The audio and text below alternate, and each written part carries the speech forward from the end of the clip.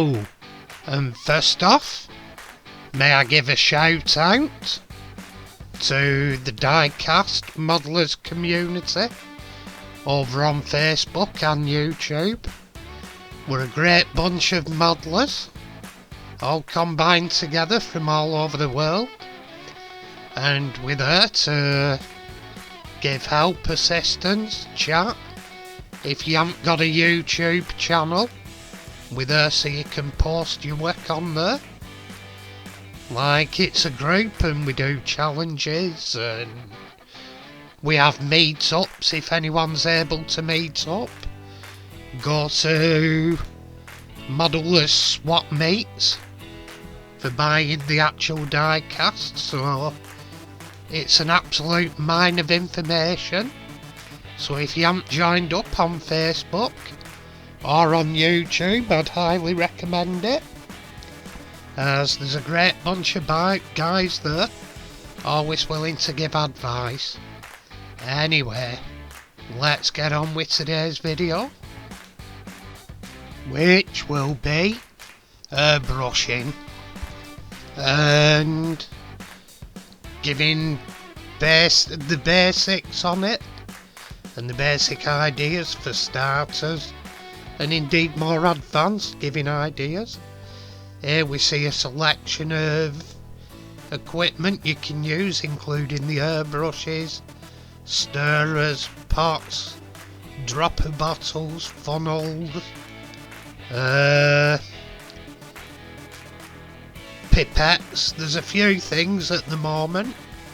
COVID season will see us useful for our hobby, including give your tubes a wash out you're using to do your lateral floors, and you can use for mixing bits of paint, etc.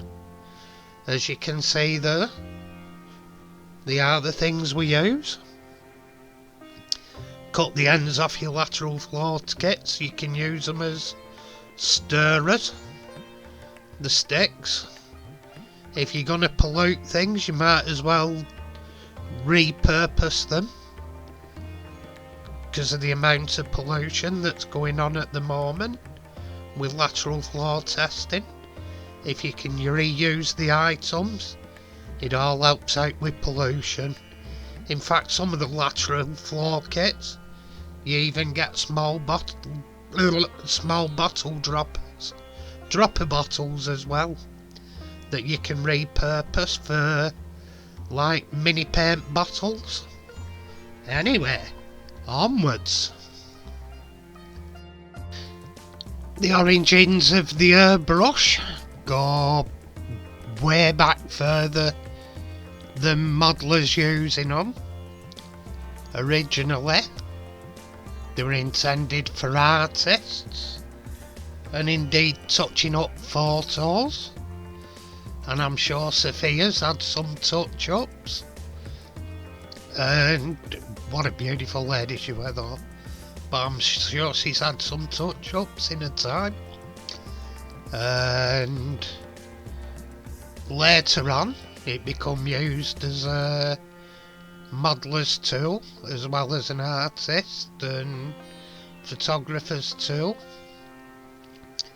and in over due course it's become far more sophisticated. It's being used as airbrush artist for on custom cars, and in the 70s and 80s it was very popular to have custom cars with absolutely stunning murals. You still get scooters and trucks that do it, but cars have come away from it, and to a detriment really, because all they use nowadays is Fablon wraps, and you'll get the occasional plain paint job, but there's very few custom car builders now use airbrush paint like they used to, which is a great pity, as there used to be some fantastic paint jobs on the show circuit. One of the most famous late 70s, early 80s was Ray Mumford, and if you look up some of his work, he did some astounding work. Anyway, onwards again to the next section. And here, we're going into the types of airbrushes. This first one is what's known as a siphon feed or suction feed, and what it does basically, your airstream puts the power through to suck the paint from a lower level through a siphon system, and then the airflow area is in blue and the paint is in red, so the airflow comes along, blows through, and it sucks it up like a straw from the cup at the bottom. They're good in some ways, but they're not the most popular one. You can get all different cups and you can mix bigger volumes in these and stuff. But by far the most popular is the gravity feed type, where your air is blown through the same as the siphon type, suction type, except the paint is fed in by gravity rather than the air doing all the work sucking it through. So this in effect means you can use lower pressures for spraying, which makes it more ideal for us modelers. You can use thin paints at lower pressures to give more detailed work, or indeed a little bit thicker paints, but that comes down to your thinning and preferences. There's no right or wrong as long as it's not too thick to go through. And yep, that's about your most popular airbrush to use. And as mentioned, there's my siphon fed airbrush, and it's got the pot at the bottom there, and it sucks paint up from that cup and through. And on mine I've fitted a quick release hose fitting that makes it easier to transfer from my siphon fed airbrush to my gravity fed airbrush, as here. Also showing the dual action trigger, press down for air and pull back for the volume of paint coming through. You have single action, but dual action is much better. Just a quick run through my compressor here. It's the type with a compressor over the top, as can be seen here, and it has the air tank down below. There's the regulator there, the pressure indicator, and I've fitted a treble block connector so I can run 3 hoses from it. Here we have a quick run through of the paints we can use through an airbrush, plus others. First we have enamels. You can get Revel and Umbral are the main two. Next, these are cellulose paints, and they require a different thinner. And nail polishes come under cellulose paints, as they are a cellulose paint. That's a British racing green. And also acrylics. There we have Createx Wicked Colours, which are a good range. And also Createx airbrush colours. They're pearlised. And it's also worth a mention, you have to make sure your needle size is right and the flake size is right, but you can spray flake, custom flake, through your airbrush, as I do on the occasional custom. It's worth mentioning, many mention your thinning consistency is that of milk, but you get to judge it right eventually. Different paints you'll have to thin differently. And the airbrush thinners, you'll use different thinners, don't just think airbrush thinner is the airbrush thinner. You have to use a thinner appropriate for the paint. So enamel, cellulose and acrylic all use different colours.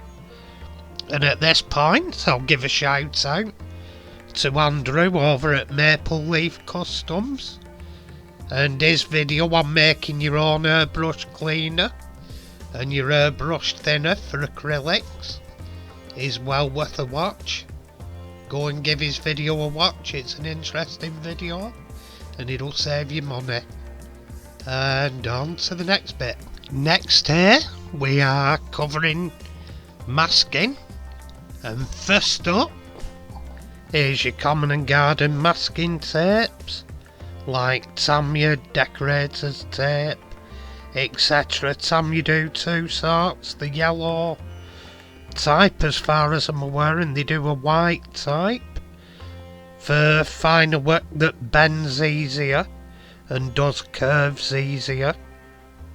It's 1-to-1 type, but there are various tapes on the market. And here as well, you can also use blue tack for masking up. You can use it to give yourself a softer edge whilst airbrushing. It's more used on aircraft and tank camo schemes, and it's used to very good effect. Here we see someone that's used first layers of blue tack and then they do multiple layers later on top of each other to give the multiple camo shades, as can be seen here. Spraying other camo shades on, and it does work rather well. I use it quite often, to be honest, for masking. It works really well masking, and it's very flexible in stuff it does. Also there's frisket and vinyl film, and it's good kit. You can cut your own shapes in it and put it through vinyl cutters to cut designs in it for you on your computer if you have the program. So it's another string to your bow, so to speak. And last up is latex masking, which is very versatile and does a good job. And there's various sorts. You can buy art types like Winsor and Newton, and you can buy modelling ones from Humbrol, and you could also use Copydex glue, because in essence Copydex glue is the same thing. And you can also buy some rubber type paint brushes to go with them. Paint brushes, sculpting tools, the rubber or vinyl, whatever you want to call them. No artist doesn't have a set of these. If you're worth your salt as an artist, you've got a set. And I do have a set, and they're a very versatile tool. Both, as I say, in sculpting, applying, masking, etc., and in painting. And last but not least, cling film is very useful for just tape to the edge of it, and you can use it for no hassle masking of larger areas. Instead of paper and stuff, just a bit of cling film, and ta-da, job's done. Tape to it. I use it quite often, cling film. Won't be without it in my arsenal. So, well worth it. Just a quick word about mediums and stuff, etc. Mediums are stuff you mix in with your paint, as well as your thinner. They can inhibit drying times. inhibit tip drying on your airbrush, give a gloss finish, give a matte finish, a medium finish. You can mix basically all sorts of mediums in with your paints to give various effects. To be fair as well, you can also use mediums mixed in if you're brushing, and the normal brush painting, as you can get crackle effects. They'd be good for using in dioramas, etc. Like crackle effects for baked dried up ground. You can have gritty effects, all sorts of mediums you have. Thickeners and thinners and they do all sorts to your paints. It gives you the mediums essentially broaden out your paint base. They give you more options, such as turning finishes glossy, matte, as I mentioned before, and it just widens up your arsenal. What you're doing widens up your arse. Ooh, steady misses. Anyway, it's just touching the surface of them, and it gives you a rough idea, not going too broadly into it. That just about covers that. On to the next. First bits to learn are the controls of your airbrush. Here I'm a bit spazzy, so to speak. I've had a bad old week with all my disabilities and shit. Anyway, here, the first thing we normally learn on airbrush is to push down and pull full back and hold a bit away to spray, and that's only half the story if you're spraying. There, I've done holding it open heavy and gradually letting the pressure off to come down fine. I'm struggling actually because of my shakes and my disabilities and being a spaz. Derogatory word, but hey ho, that's where we're at. I'm struggling, as you can see by the pulses, to hold it open. And I've got dots rather than a straight line. If you haven't got the problems I have, you get a straight line.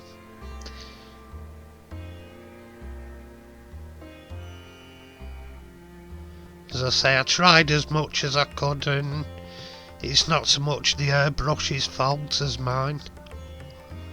Like, that's basically my hand tremors. But it does demo how thin you can get the lines and how controllable if you haven't got tremors. Because my tremors actually show there is the control there. And you can get it down to really fine dots. You hold it close and draw it back just a little bit, and you can get little dots of paint. I'm zooming in there, to be honest. I do focus in a bit later on another one, but it does demo. You can do tiny dots of paint, you have to hold it close up. This one's me more detailed gravity fed brush I'm using. On lower pressures it might struggle a bit. There I did pull it back wide open and put plenty of paint on close to it. You can get a bomb burst effect. There I'm trying to do a pattern, but it's not working with my disabilities. I was trying to do a nice flowing pattern and I just can't manage. Anybody else would. The brush is perfectly capable, and the compressor's perfectly capable. There I'm laying down some colour and getting it finer, as you would do in candy coats, etc.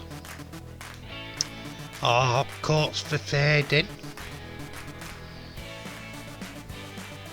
As I said, the further away you go, and the lighter you pull back on the trigger, pulling less paint out, the finer you can put the paint on.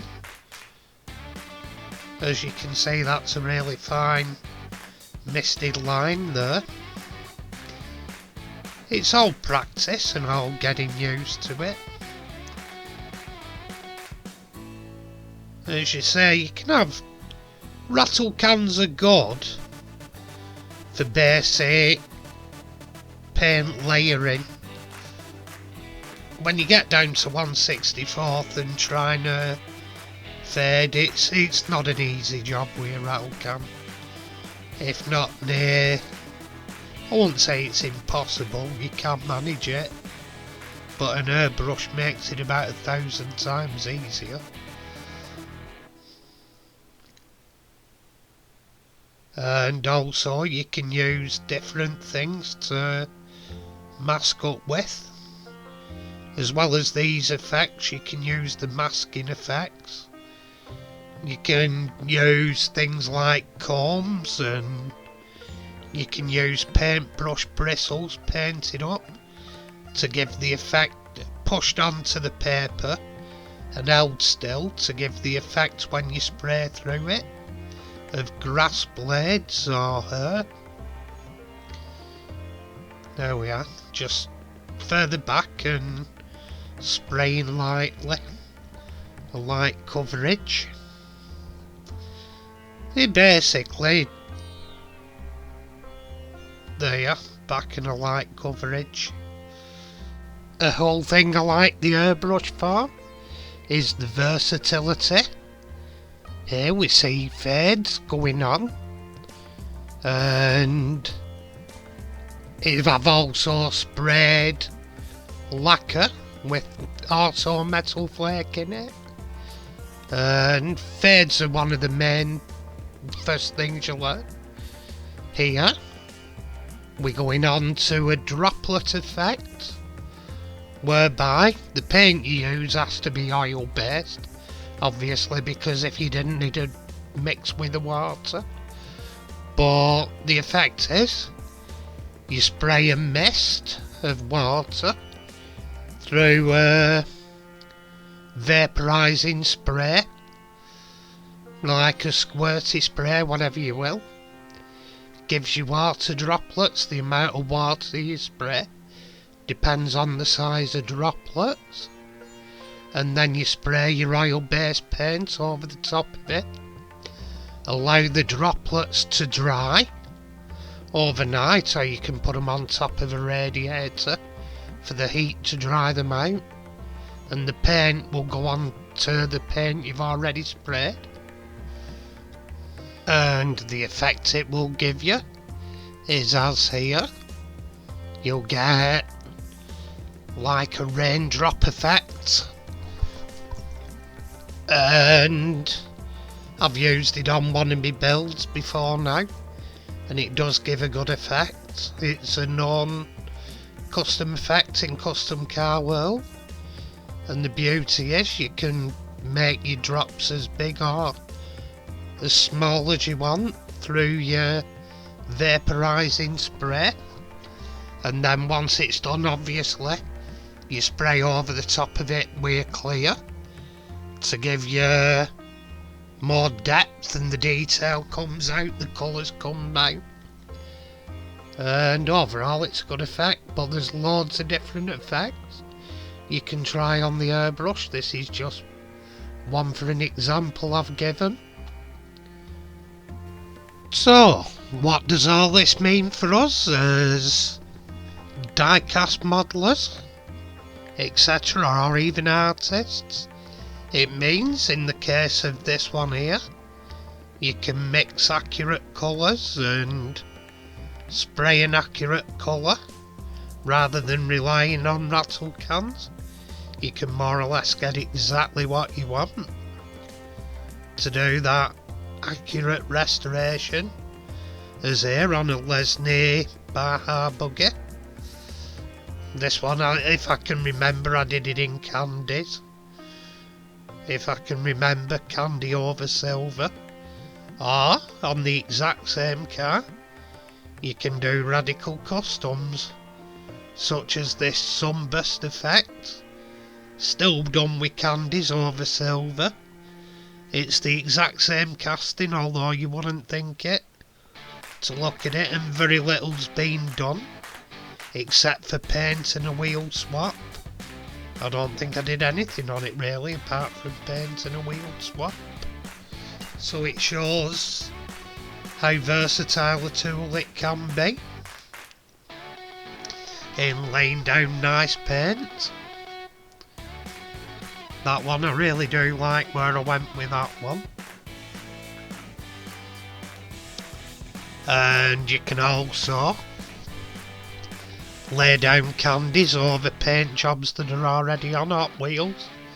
This was a fairly boring green flames over a white, I think it was a white pearlescent base, and it got treated to blue and purple candies over the top of it to make it somewhat more interesting, give it a black vinyl roof, and makes it a bit more appealing. In art here, just a simple background. I airbrushed a simple background onto which the background was airbrushed in acrylics, and I actually painted the bird and the flower in oil paints. It's actually a massive painting, this, and the actual painting, the bird is 10 times big. Well, no, it's much bigger than that. It's about 60 times bigger than the real bird would have been. And this one's a Lancaster refueler painting over, I think it was a Solent, refueling a Meteor when they were first trialling her to her refueling. The base of the sky is airbrushed in, and the clouds are airbrushed in to give a soft background to make the aircraft stand out. And it worked, unfortunately. That painting's no more. And this one, I just wanted a soft cloud formation for the Eurofighter to pop out of the canvas, which basically works. Worked very well. It did pretty well in that paintings known amongst the aviation art community worldwide, as it went in our Art Society's magazine, which goes to America and Canada. And this one, there was extensive use of the airbrush. On this English Electric Lightning, I used it on the aircraft, the sky, the tree line at the back, the reflection. It got extensive use on this painting. And believe it or not, this painting, I actually sealed the rough side of hardboard with artist gesso, and then painted over that. So its actual foundation, the painting's painted on, is nothing more than hardboard that you get at the back of a cupboard. So anyway, that's where you can go with the airbrush. Anyway, onwards to the last bit of the video. Lastly here, we go on to the cleaning aspects, and many do strip down for a full clean. To be honest, it's very, very rare. It's the exception rather than the rule we make. And I'll show you for a good reason. But some like to strip down. I will occasionally strip down and give it a quick clean. But the way I do it, you very rarely need to. Some people, I'm led to believe, use these pots. I don't. But each to their own. I may actually get one, to be honest, because they double as an airbrush holder and a pot, so Can't be a bad thing, I suppose, but I don't have one. It's not really a necessity. And to be honest, when I'm cleaning, I'll blow through. After I've used it, I'll blow through with either nail polish, and I'll use Q-tips to clean my nozzle. Like earbuds, Q-tips, whatever you want to call them. But more often than not, I will run through cellulose thinners, as cellulose thinners will attack and clean pretty much every paint and leave you with a good clean surface. It's got me out of a lot of fixes. Anyway, onwards. Anyway, I hope you've enjoyed watching this longer than usual video. In fact, about 3 times longer than usual. Thought it'd be of some help to people. If you've enjoyed watching, please press notifications and subscribe. And give a thumbs up and pass on to others. Be much appreciated. And bye for now, and take care. Hopefully the light is at the end of the tunnel. Bye for now. Tatty pie.